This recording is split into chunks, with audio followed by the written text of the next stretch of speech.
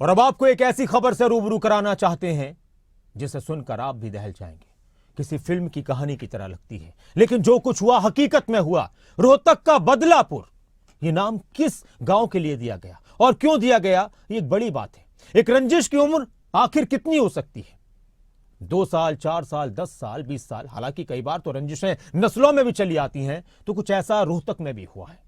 एक ऐसा गांव जहां पर रंजिश में कई हत्याएं हुई, लगातार हत्याएं हुई, और उन हत्याओं से लोग दहल गए। और दिवाली वाले दिन भी कुछ ऐसा हुआ, और उसके बाद फिर यह कहानी निकलकर सामने आई कि रोहतक का बदलापुर क्या है। यह रिपोर्ट देखिए।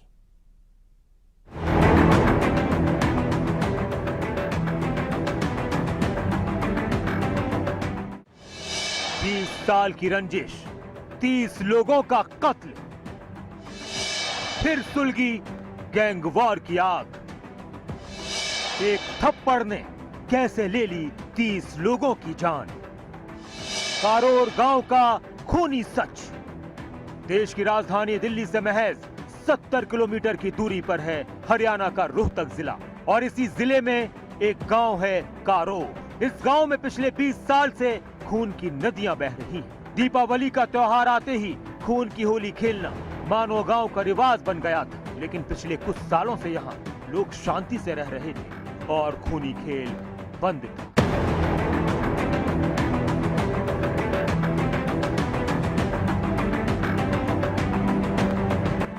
लेकिन दीपावली के दिन एक बार फिर से इस गांव में वही पुराना खूनी खेल शुरू हो गया, और मोहित नाम के 25 साल के युवक की हत्या से 20 साल पुरानी रंजिश की आग एक बार फिर सुलग उठी।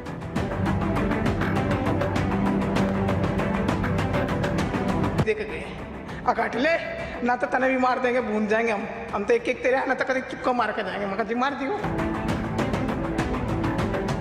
हम इसलिए वो कर रहे हैं कि हमारे ऊपर तो प्रोटेक्शन का कुछ हो रहा है कि बाई चांस कल तो वो हमारे घर घुस गए तो दोबारा फिर भी घुस सकते हैं। इसमें क्या है, ये गवाह है मौके के, तो हमें तो वो जान का खतरा है। बदल निकल लिया जी, तो मैं जैसे यहाँ से निकला हूँ वापसी में, तो वहाँ से सामने से निकल के आए, सीधी गोली चलाई, मैं नीचे मर गया जी।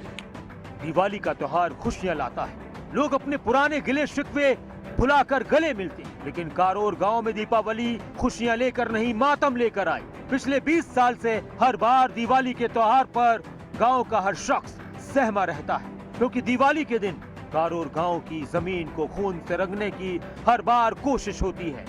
इस बार भी दिवाली में हत्यारों ने मोहित नाम के नौजवान की हत्या कर गांव को फिर उसी आगोश में, डर के आगोश में, दहशत में ला दिया। यो भाई आड़ा खड़ा था, मेरे सारे को यो बाज लिया एकदम तक, कदम मैंने मार दे जी। जब यो बाजा ना तो वो परली गली में उड़ा खड़ा था। फिर इसने बोला अब भाई बाज ले, मर जाएगा ले, आज मर लिए हम। जब यो भाई एक तो नून बाजा 4 इसके पाछे थे, 3 इसके पाछे थे। लगातार गोलियां चला रहे थे, लगातार दो हाथा ने 2 ले रहे थे, दोनों हाथा तो चला रहे थे। 12 नवंबर के दिन कारोर गांव में एक ऐसा गैंगवार हुआ जिसने बरसों पुरानी बदले की आग को फिर से भड़का दिया। कारोर में कुछ बदमाशों ने एक के बाद एक मोहित नाम के नौजवान पर ताबड़तोड़ गोलियां बरसाकर उसका कत्ल कर दिया और वारदात को अंजाम देकर फरार हो गए। मोहित की हत्या के बाद से ही गांव में दहशत फैल गई। हालात ये हुए कि मोहित का शव रोहतक पीजीआई में 3 दिन तक रखा रहा। हालांकि बाद में प्रशासन के आश्वासन के बाद, हत्यारों के खिलाफ कड़ी कार्रवाई का यकीन दिलाने के बाद मोहित का मंगलवार शाम को अंतिम संस्कार किया गया। इस दिन मैं गली के सामने आया, मेरा भाई के पीछे गोली चलाता हुआ वो इनका लड़का आया था, जतीन है। ये मेरे को बोल रहा है कि भाग। मैंने बाइक को गिरा, वे मेरे पीछे लग लिए, 2 जने इसके पीछे लग लिए। ठीक, वे मेरे पीछे काफी देर दूर तक लगे। वहाँ से मैं थोड़ा गैप सा हो गया था, उसकी मैगजीन पड़ गई थी उसकी, थोड़ा गैप हो गया था। जैसे मैं बाज गया, एक के घर में जाकर लग गया। खबरें अभी तक की टीम जब मौका वारदात पर पहुंची तो लोगों की आंखों में डर दिखा। गांव में दहशत का माहौल। दिवाली के दिन हुई वारदात से हर कोई सहमा हुआ था, क्योंकि उस वारदात ने उन्हें एक बार फिर उसी खूनी खेल की याद दिला दी जो पिछले कई सालों से कारोर गांव में खेला जा रहा था। रोहतक जिले के कारोर गांव में हम लोग मौजूद हैं और ये वही जगह है जहां पर दीपावली के दिन गोलियों के धमाके गूंजे। एक 25 वर्षीय नौजवान को मौत की नींद सरेआम गोलियां मारकर सुला दिया गया। उसके आई विटनेस हैं, वो भी हमारे साथ, हम उनसे जानने की कोशिश करेंगे पूरा मामला कैसे क्या हुआ था, पूरा घटनाक्रम बता पाएंगे आप कैसे क्या हुआ था? हाँ जी, कैसे हुआ था, आप लोग क्या कर रहे थे उस वक्त? उस टाइम पे ये लड़का मेरे घर आया हुआ था, तो मोहित आया मेरे घर पे और वो आके इसके बोलने लगा कि अजय एक बार आ जा, मेरे पापा वो लेके आए हैं थोड़ा कट्टे खाद बीज के, वो उतरवा देना। तो ये दोनों बंदे मेरे साथ मेरे घर से यहाँ से रवाना कर रहे थे। वो यहाँ बैठे थे, उन्होंने देखा कि निकल रहे हैं, उन्होंने इस गेट से आके एकदम से इन पे फायरिंग कर दी। गांव में लोगों की सुरक्षा और चश्मदीदों की जान की रक्षा की मांग को लेकर मंगलवार को 4 गांवों की महापंचायत हुई। इस महापंचायत में भी मांगे वही थी कि आरोपियों को जल्द से जल्द गिरफ्तार किया जाए और ग्रामीणों की सुरक्षा के लिए पुलिस चौकी खोली जाए। इस महापंचायत में पुलिस प्रशासन के लोग भी मौजूद थे। काफी देर तक पुलिस और पंचायत के लोगों के बीच बातचीत हुई, जिसमें पुलिस प्रशासन ने लोगों को भरोसा दिलाया कि वो उनके साथ है और ऐसी किसी भी वारदात को फिर से नहीं होने दिया जाएगा। इसके साथ ही पुलिस प्रशासन ने गाँव वालों की मांगे मान ली और कारोर गांव में फिर से पुलिस चौकी खोलने की बात कही गई। साथ ही पीड़ित परिवार को भी सुरक्षा कर्मी उपलब्ध करवाए।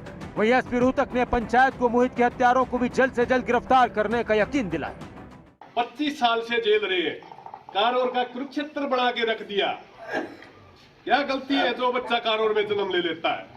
जो पुलिस सुरक्षा का आश्वासन दे रही थी, सवाल उस पुलिस की कार्यप्रणाली पर भी उठता है, क्योंकि खबर अभी तक की टीम जब कारोर गांव में उस जगह पहुंची जहां ये वारदात हुई थी, तो हमें कुछ ऐसे सबूत मिले जिन्हें उठाना पुलिस के अफसर शायद भूल गए थे। 30 राउंड फायर हुए हैं। खास बात यह है पुलिस इन्वेस्टिगेशन करके गई है और ये एक चली हुई गोली का खोल अब भी यहाँ इस नाली में पड़ा है। इससे समझा जा सकता है कि जांच का स्तर क्या है। 3 दिन हो चुके हैं वारदात को, 3 दिन बाद भी ये इस गली में ये चली हुई गोली का खोल यहाँ पर पड़ा है। तो पुलिस ने मौके से कब्जे में क्या लिया है, ये भी एक सवाल इस पर खड़े कर रहे हैं ग्रामीण की जांच का स्तर ये कैसे हो सकता है, इतनी बड़ी वारदात है और जो कार्टेज जो गोलियां चलाई उसका खोल अभी तक यहाँ पर पड़ा है। और अब आपको बताते हैं कि कैसे एक थप्पड़ से शुरू हुई रंजिश 20 साल से कारोर गांव के लोगों के लिए काल बनी हुई है। दरअसल इस रंजिश की पूरी कहानी किसी फिल्म से कम नहीं। 20 साल पहले गांव के रहने वाले छाजू और रामे के परिवारों के बीच रंजिश शुरू हुई। इस रंजिश की शुरुआत तब हुई जब छाजू के बेटे श्री भगवान ने किसी मामूली बात पर रामे को थप्पड़ मार दिया, जिसके बदले में करीब 20 दिन बाद रामे पक्ष के लोगों ने श्री भगवान के भाई खरावड़ रेलवे स्टेशन पर गोलियों से भून दिया। तिलकराम ही वो शख्स था जो इस रंजिश का पहला शिकार बना। उसका कत्ल होना इस रंजिश की पहली ऐसी वारदात थी जहां से 2 परिवारों और फिर 2 गुटों में रंजिश की खूनी इबारत लिखती चली गई। तिलकराम की हत्या के बाद श्री भगवान और उसके 6 भाइयों ने गांव में ऐसा तांडव मचाया कि देखने और सुनने वाला हर व्यक्ति सहम उठा। गांव में कई ऐसे मौके भी आए जब दिवाली की रात को गांव में छाजू गिरोह ने अपने विरोधियों को सरेआम गोलियों से छलनी किया। इन 2 गुटों की लड़ाई में महिलाओं तक को भी नहीं बख्शा गया। वक्त बीतता चला गया, लेकिन रंजिश की आग बुझने के बजाय और ज्यादा सुलगती गई। हत्याओं का सिलसिला चलता रहा।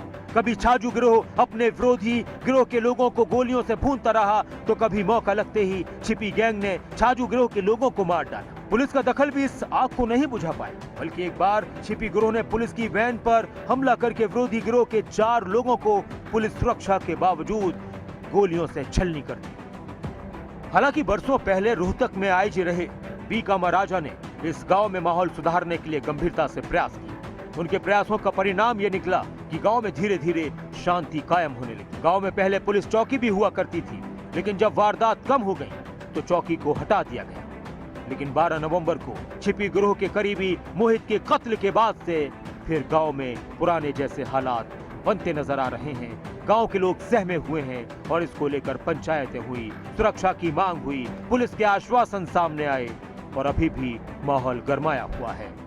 नहीं करेंगे। फिलहाल की अगर बात करें, गांव में काफ़ी दहशत का माहौल है और अगर इन दोनों ग्रुप्स की बात करें तो अब तक करीब 30 के आसपास 25 से 30 लोगों की जान इस रंजिश में जा चुकी है। कुछ सालों से शांति थी, लेकिन दोबारा एक बार फिर से गैंगवार ने यहाँ सिर उठा लिया है। ग्रामीण दहशत में है। एडमिनिस्ट्रेशन को सीरियस होकर इस मामले में कदम उठाना पड़ेगा। वीडियो जर्नलिस्ट नवीन कुमार के साथ देवेंद्र दांगी, रोहतक।